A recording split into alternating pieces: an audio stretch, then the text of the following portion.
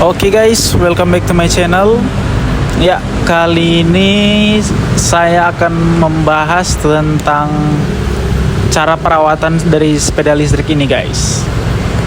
Jadi apa aja perawatan dari sepeda listrik ini biar sepeda listrik kalian awet dan yang pasti tidak sering-sering bermasalah. Jadi langsung aja kita check it out.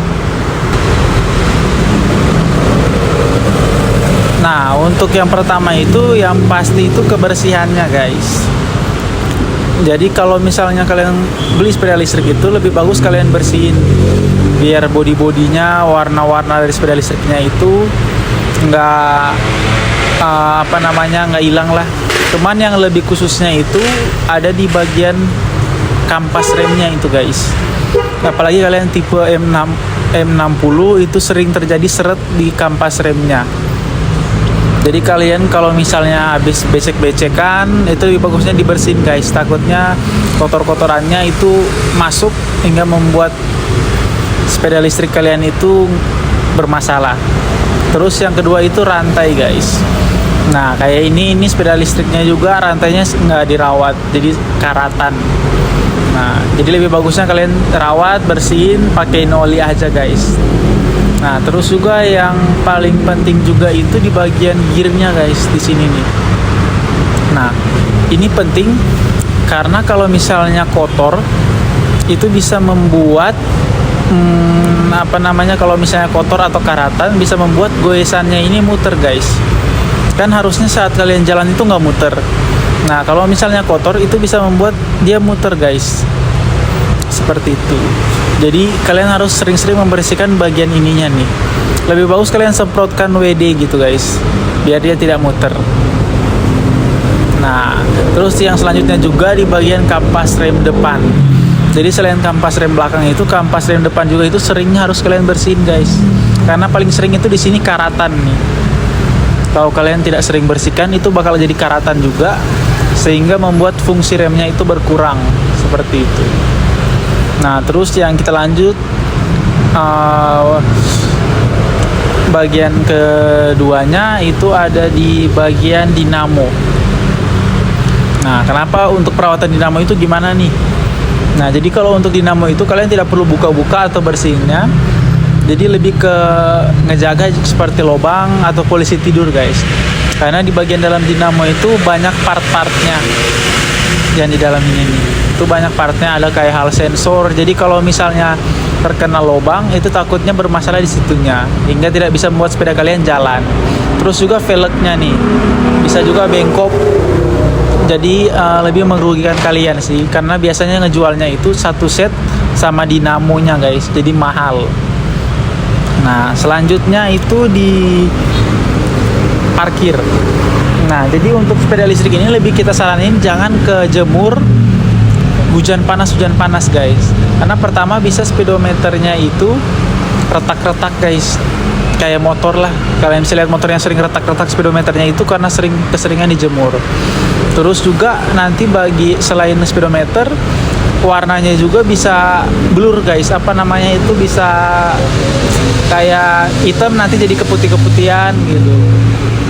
Bisa merusak warna. Selain itu mika lampu juga bisa retak guys, kayak gitu. Jadi lebih baik kalau kalian parkir hindarin parkiran panas dan hujan, atau kalian tutupin aja biar aman. Pakai kardus kah biar lebih enggak kena sinar matahari langsung. Nah selanjutnya itu bagian banjir nih guys. Kalau hujan nggak masalah, cuman lebih baik jangan terkena banjir. Kenapa? Untuk ke dinamo itu nggak masalah, tapi baterai. Nah, kalau untuk tipe M60 ini baterainya kan dia udah di atas sini nih. Nah, di sini. Jadi kalau misalnya kena banjir itu yang tidak terlalu tinggi itu nggak terlalu bermasalah. Cuman kalau yang lain itu baterainya itu ada di bawah sini guys. Kayak ini contohnya nih. Jadi kalau kena air bisa menyebabkan baterainya itu rusak seketika guys. Untuk kesetrum sih enggak, cuman lebih ke langsung mati baterainya. Kayak gitu.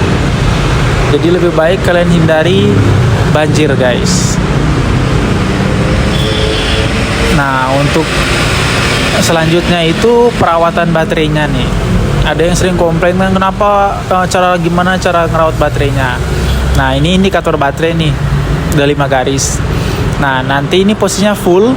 Satu persatu itu garis putihnya itu bakal ngilang, guys. Nah, nanti dia ngilangnya itu dari sini nih. Ini mati. Nah, maksimalnya itu tinggal 1. Garis putihnya itu maksimal, udah harus di charger. Nggak boleh tersisa merah. Kenapa? Kalau misalnya kalian sisain merah, itu baterainya bakal rusak, guys. Jadi udah nggak bisa di charger. Ribetnya kalian harus servis lagi. Nah, dan bahkan kalau misalnya sampai mati total ininya, itu bisa rusak total baterainya. Udah nggak bisa diperbaikin lagi. Jadi kalian harus ganti baterai yang harganya itu lumayan mahal juga. Jadi lebih baik tinggalin 1, udah harus charger. Seperti itu. Jangan sampai kena merah ya. Seperti itu. Nah, untuk selanjutnya juga itu cara pengecasannya, guys. Nih. Nah, jadi untuk cara pengecasannya itu yang lebih kita saranin itu kayak gini. Colok duluan ke listriknya seperti ini. Nah, baru lanjut ke bagian sepedanya, guys. Nah, ini kan indikatornya udah hijau. Baru kalian colok ke colokan chargernya nih. Nah, nanti kan dia berubah jadi warna merah, itu tandanya udah masuk. Nah, kenapa pengecasannya lebih bagus seperti ini? Karena kalau misalnya kalian colok ke motornya duluan terus ke listrik, itu bisa menyebabkan sekringnya cepat putus, guys. Kaget, istilahnya kaget. Jadi dari listriknya tegangannya tinggi, langsung dicolok ke sepeda. Seperti itu. Jadi lebih baik ke listrik dulu, baru ke sepedanya. Nah, untuk pengecasannya juga itu nggak boleh kelewatan ya, guys. Jadi kalau di kita itu kita lebih saranin maksimalnya itu 7 jam pengecasan udah harus dicabut gitu. Jadi nggak perlu kalian berpatok ke sini. Lebih baik itu 7 jam pengecasan udah harus dicabut gitu. Sekian dulu video kali ini and see you to next video.